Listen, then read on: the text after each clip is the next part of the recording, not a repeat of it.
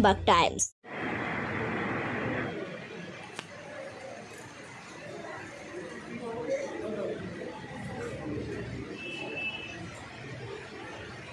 সাধন জেঠুকেও বরণ করে নেওয়ার জন্য মঞ্চে ডেকে দিচ্ছি আবৃত্তি এবং অবনাতে।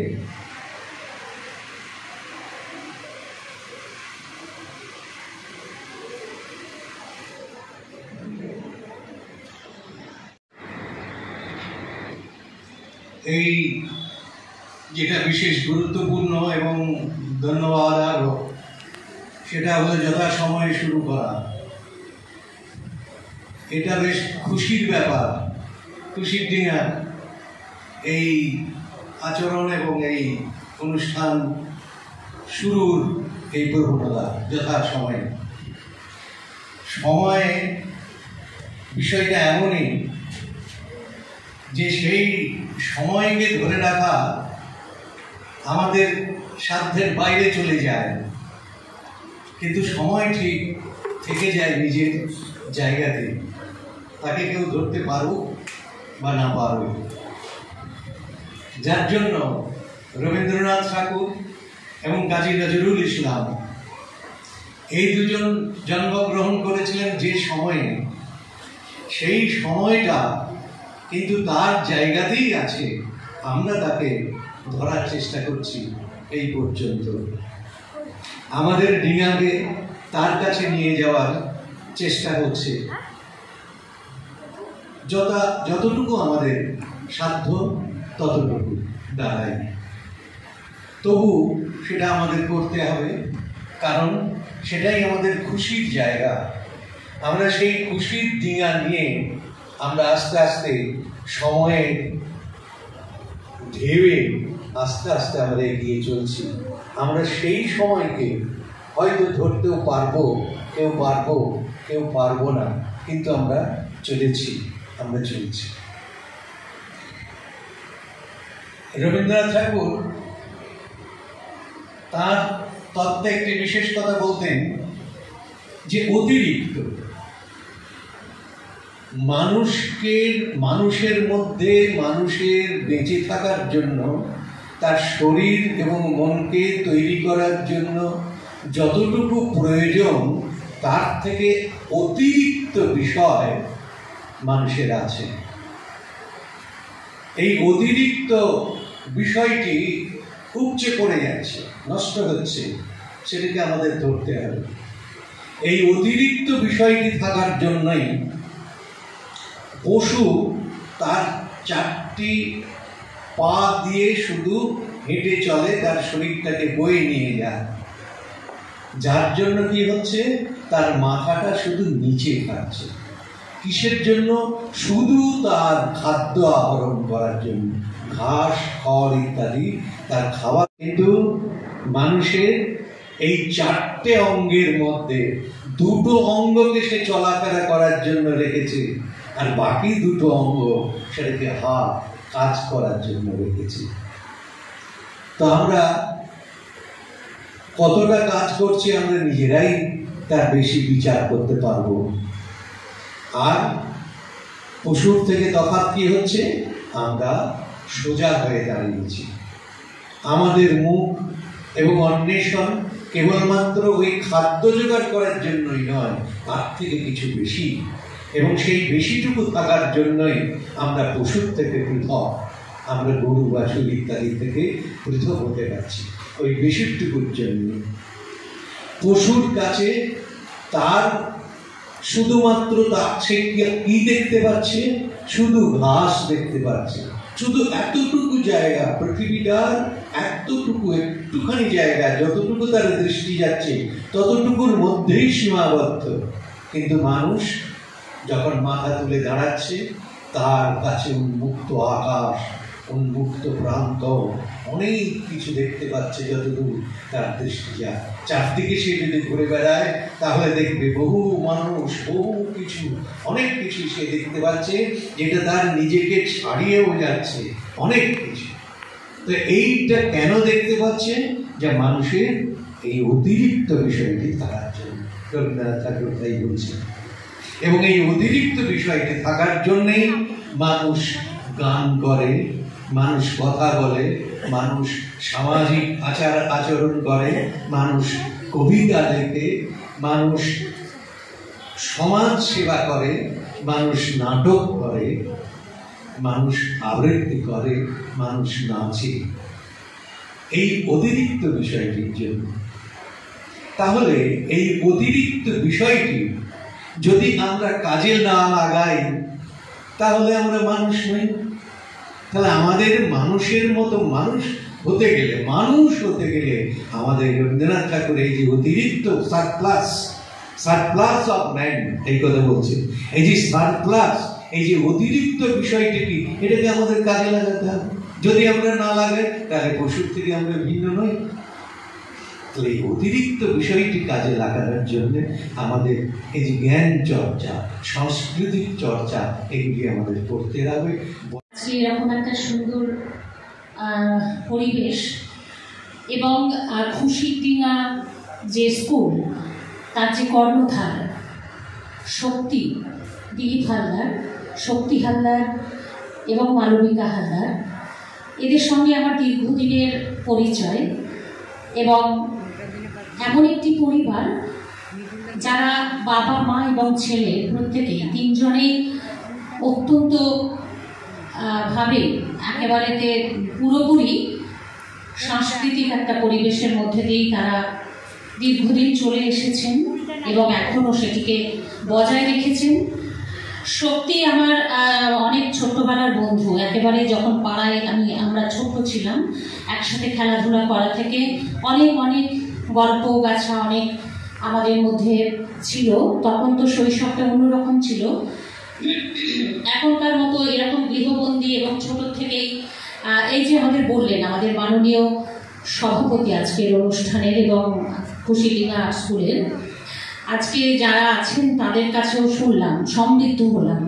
এদের কথা যত শুনি তত নিজেকে সমৃদ্ধ মনে হয় এবং তত কিছুই শিখি।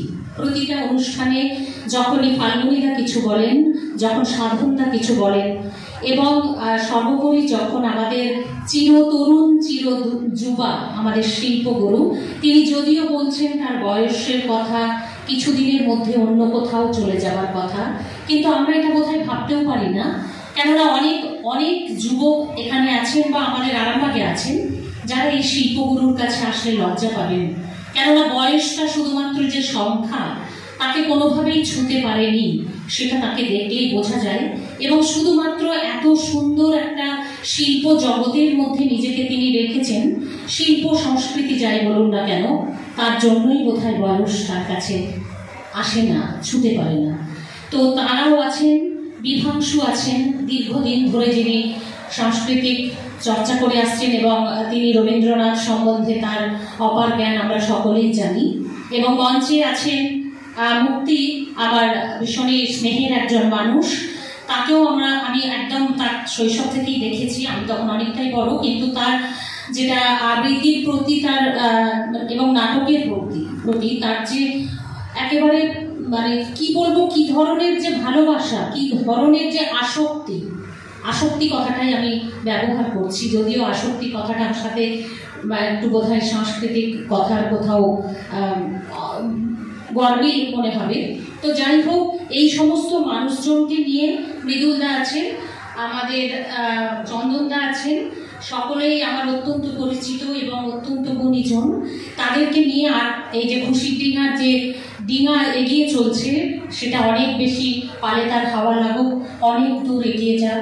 আপনাদের মধ্যে যে সমস্ত ছোট ছোট ছেলে মেয়েদেরকে যাদেরকে এখানে শেখাচ্ছেন এই প্রতিষ্ঠানে, তারা জীবনে কোথাও যে অনেক অনেক সফলতা পায়, এইটুকু শুভকামনা তাদের জন্য রইল। এবং এই স্কুলের শ্রীবৃদ্ধি একেবারে আমি কামনা করছি অন্তর থেকে। আমাদের দিকবিন্দু অনেক বড় একটা জায়গায় পৌঁছার, যদিও সে এখন অনেক বড় জায়গাতেই গেছে, তাকে আমরা আরও অনেক বড় জায়গাতেই দেখতে চাই। এবং আমি বলবো যে অনেক মায়েরাই হয়তো এখন বলছেন যে আমাদের ফাল্গুনীরা বললেন যে একটা বয়সের পর হয়তো তারা ছাড়িয়ে নেন যে নাচ গান আবৃত্তি সমস্ত কিছু থেকেই, যে না এরপরে বোধহয় পড়াশোনাটা। আসলে যখনকার কথা উনি বলছেন, আমাদের যে যুগটার কথা, তখন জীবনটা বোধহয় এত বেশি জটিল ছিল না, তখন জীবন বোধহয় এত প্রতিযোগিতামূলক ছিল না। এখন সত্যি কথা মানে প্রত্যেকটি মা বাবার ক্ষেত্রে একটি কি দুটি সন্তান তারা প্রত্যেকেই চাইছেন, বা সন্তানেরাও সেইভাবেই তৈরি হতে চাইছেন যে পরবর্তী জীবনে তারা প্রতিষ্ঠা লাভ করুক। সেটা বোধহয় মনে হয় না যে হয়তো কবিতা করে কি নাচ করে কি গান করে, সেটা ভীষণ ভীষণ চর্চার দরকার। তো তার যে পড়াশোনার জায়গাতে একটা জায়গা, দুটোর জায়গা তিনটের জায়গায় ছটার জায়গায় 9টা শিক্ষক শিক্ষিকা রেখে হয়তো সেই জায়গাটাতে অনেক সময় পৌঁছানো যায়। কিন্তু কবিতার ক্ষেত্রে বা গানের ক্ষেত্রে বা নাচের ক্ষেত্রে তারা একটা বা দুটোর বেশি টিউশন আছেন এটাও মনে হয় না। আমার তো একেবারেই ব্যক্তিগত অভিজ্ঞতা সেটাতে বলে না, তবুও তাদের কথা আমাদের মাথায় রাখতে হবে। শিশুকে যদি শিশু হিসাবেই আমরা মানি এবং শৈশব কৈশোর যৌবন সবই থাক, তার সাথে কিন্তু সংস্কৃতিটা থাক। সংস্কৃতি বেশি গুরুত্ব দিই। নাচ গান আবৃত্তি এসবের জন্য যে পরিমাণ চর্চা দরকার তার থেকে অনেক কম চর্চায় পড়াশোনা করে অনেক বেশি উঁচুতে ওঠা যায়, যে কারণে পড়াশোনাটাকেই আমরা বেশি গুরুত্ব দিই। নাচ গান আবৃত্তি এগুলোকে আমরা পাশাপাশি রাখি, পড়াশোনার পাশে রাখি, পড়াশোনাকে এদের পাশে রাখি না। আমরা পরবর্তী দেখে নিচ্ছি আমাদের এরপরে অনিন্দ্য বাবুকে সংক্ষিপ্ত কিছু বলার জন্য অনুরোধ করছি।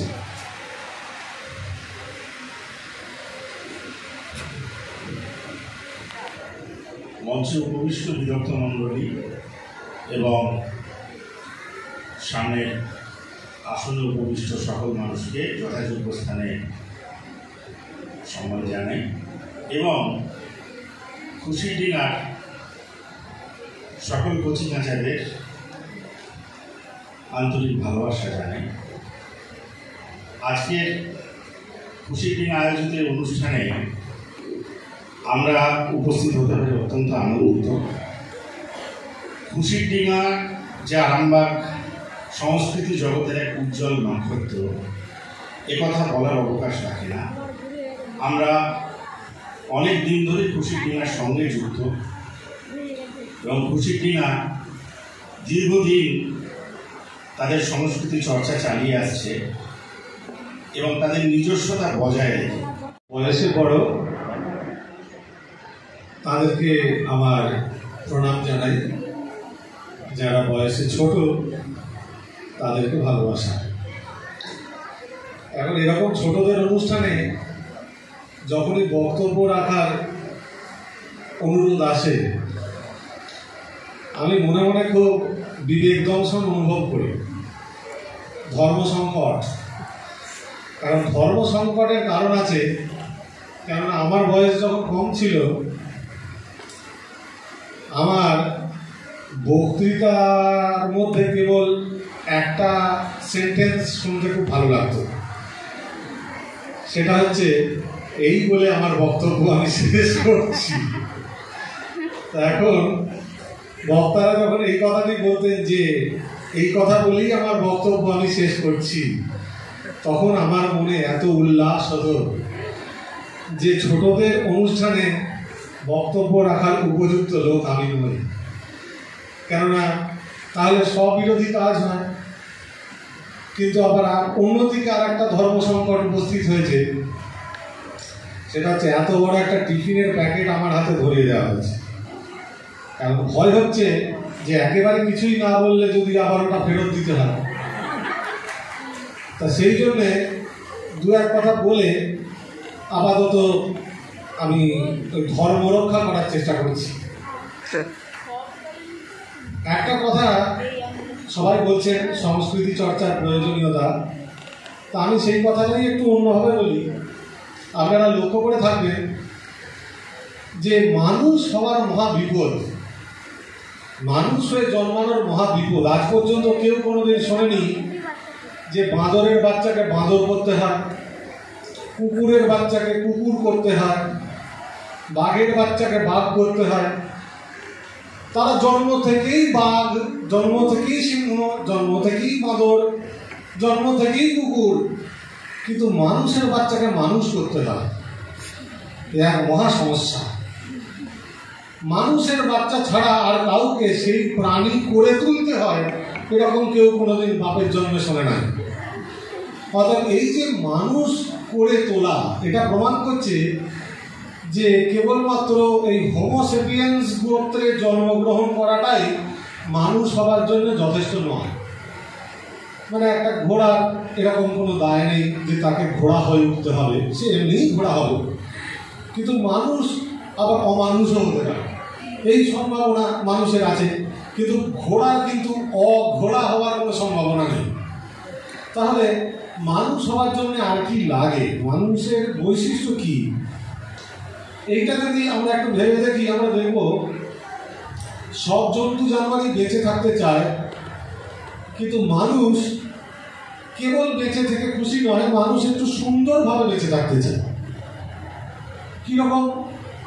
যখন সে গুহায় ছিল তখন কেবলমাত্র শিকার করে খেয়ে তার আশ মেটেনি, দেয়ালে 2-4টে ছবি মানুষই এঁকেছে। কোনো বাঘ বা সিংহ খাওয়া দাওয়া শেষ হলে গাছতলায় বসে বসে হাই তোলে, এটা আমরা ন্যাশনাল জিওগ্রাফিক চ্যানেলে দেখেছি বা ডিসকভারি চ্যানেলে দেখেছি, বড় বড় হাই তোলে দিয়ে ঘুমিয়ে পড়ে। কিন্তু বাঘ বা সিংহ ছবি আঁকবার উপক্রম করছে, এই রকম কোনো ছবি কিন্তু আমরা ক্যামেরাবন্দি হতে দেখিনি। কিন্তু মানুষ যে ছবি এঁকেছে সেটা আলতামিরার গুহায় আমরা দেখেছি। আমরা দেখছি যে কেবলমাত্র জামা কাপড় যে আমরা পরবো গা ঢাকা দেওয়ার জন্য বা শীত থেকে বাঁচার জন্য, তাতেই আমরা কেবল খুশি নই, আমাদের আর জামা কাপড় সুন্দর হতে হয়, আমাদের বিভিন্ন উপাদানের জামা কাপড় হতে হয়, তাতে ছবি আঁকতে হয়। এরকম দিলীপ কাকুর মতো, শক্তি কাকুর মতো শিল্পীরা তাতে রবি ঠাকুর বা নজরুলের ছবি এঁকে দেন, সেগুলো আমরা গর্বের সঙ্গে পরে ঘুরে বেড়াই। অতএব কেবল জামা কাপড় পরেই আমাদের শান্তি হলো না, সেটাকে সুন্দরভাবে পরাটাই আমাদের লক্ষ্য।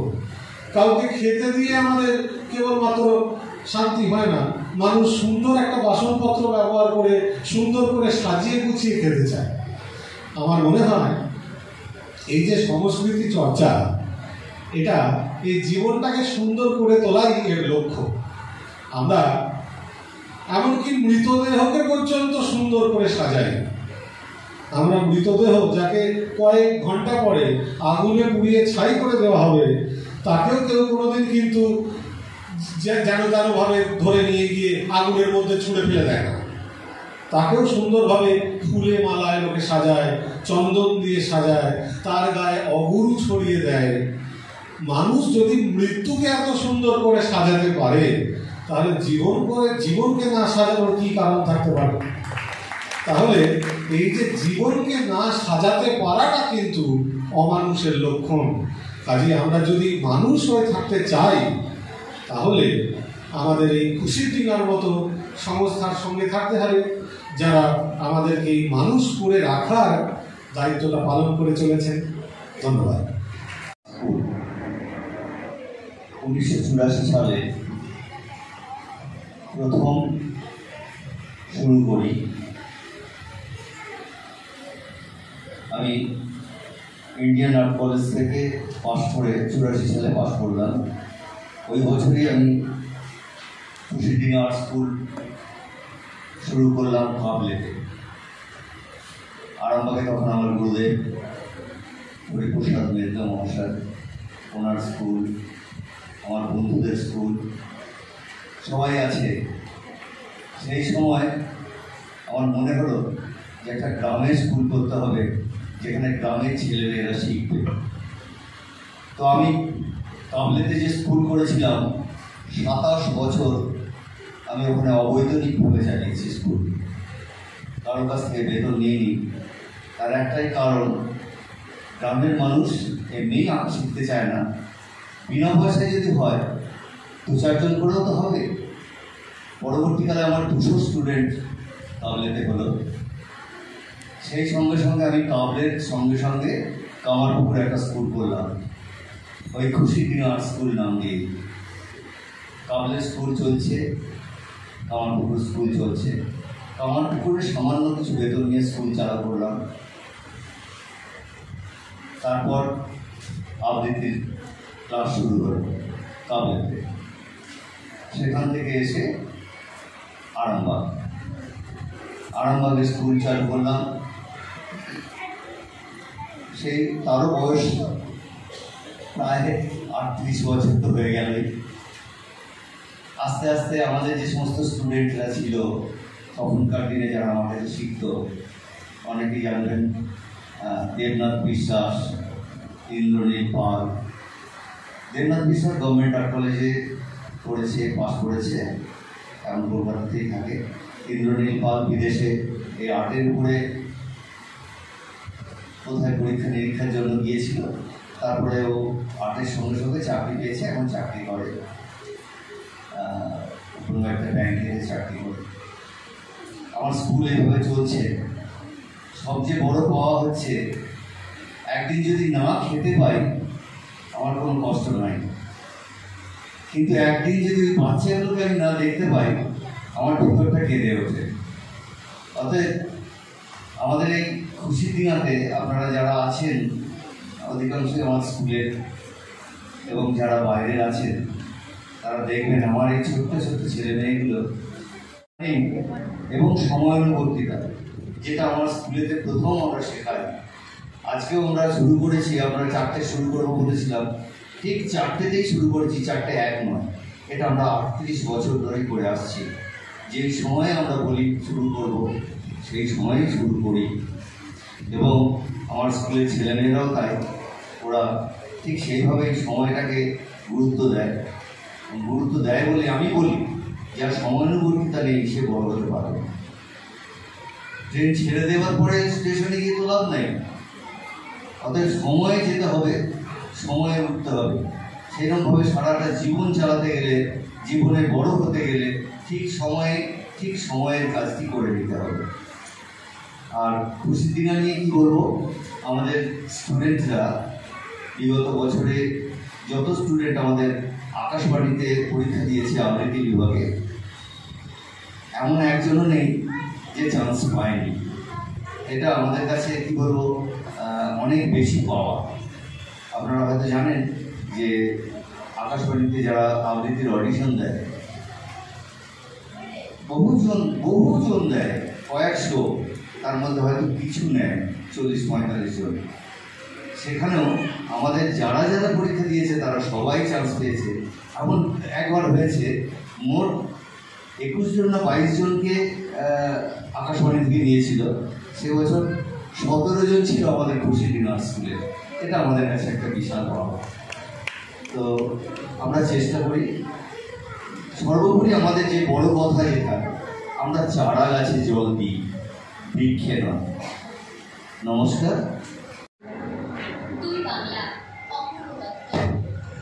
আমাদের ছিল একখানা ছোট গ্রাম, আমাদের ছিল কাল বৈশাখী, লিচু আর কালো জাম। আমাদের ছিল একখানা নদী, তার পাশেই স্কুল। বৈশাখে ছিল রবীন্দ্রনাথ, জ্যৈষ্ঠীতে নজরুল। রবীন্দ্রনাথ পৃথিবীর কবি, নেই তার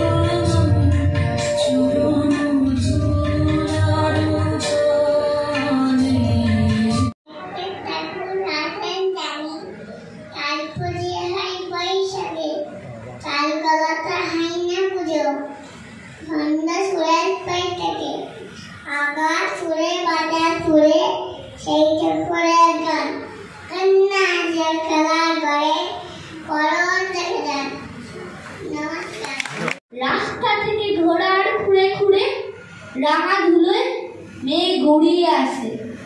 সন্ধে হলো, সূর্য নামে পাটে, এলেন যেন জোড়া দিঘির মাঠে। ধু ধু করে যেদিক পানে চাই, কোনখানে জনমানব নাই। তুমি যেন আপন মনে তাই ভয় পেয়েছ, ভাবছ এলেন কোথা। আমি বলছি ভয় করো না মাগো, ওই দেখা যায় মোরা নদীর স্রোতা।